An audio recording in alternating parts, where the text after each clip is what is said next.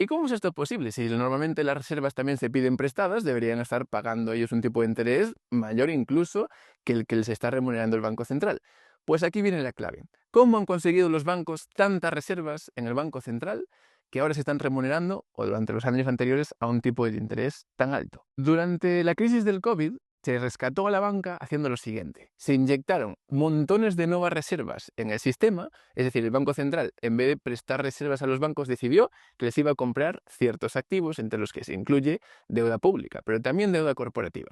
De esta forma, muchos de los activos del balance bancario pasaron al balance del Banco Central y en su lugar se consiguieron reservas. De esta forma, pues tenían mayor liquidez y se animaba a que los bancos así pues aumentaran su actividad y prestaran más y se generara más dinero, y de esa manera, pues de alguna forma se compensaban los efectos que tuvo la pandemia en la economía a través de una mayor cantidad de dinero que estimulara la actividad económica.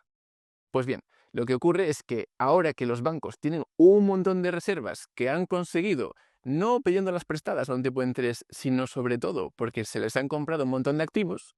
esas reservas vino una época de, digamos, un poco de inflación con la guerra de Ucrania y otros factores que pudieron tener algo que ver,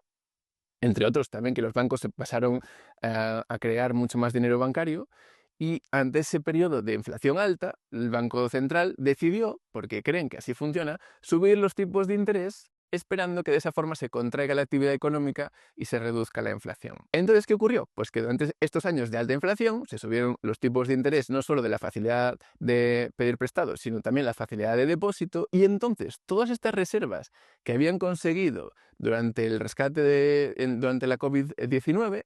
de repente se estaban remunerando al 3, al 4% por parte de los bancos centrales. Esto causó los dos efectos que estábamos analizando antes. Por un lado, les dio un ingreso extraordinario a los bancos de la nada, de repente un activo sin ningún tipo de riesgo, porque es dinero digital seguro metido por el Banco Central, se está remunerando a tipos de interés altísimos que no se pueden encontrar en muchas inversiones en el mercado que tienen riesgo real. Y por otro, los bancos centrales, al remunerar estas reservas, están incurriendo en enormes pérdidas, en enormes gastos, que lo que han hecho es deteriorar terriblemente sus resultados, su balance de resultados del año. Tienen ciertos ingresos gracias a la creación de dinero en efectivo y de reservas bancarias, pero en este caso remunerar las reservas bancarias les drenó constantemente de este tipo de ingresos. Y estuvieron entonces, por tanto, en pérdidas durante varios años, que primero amortiguaron con activos que tenían por allí, pero que pronto, si seguimos a este ritmo remunerando las reservas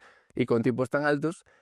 pues harán colapsar el propio capital de los bancos centrales, algo que nunca había pasado en la historia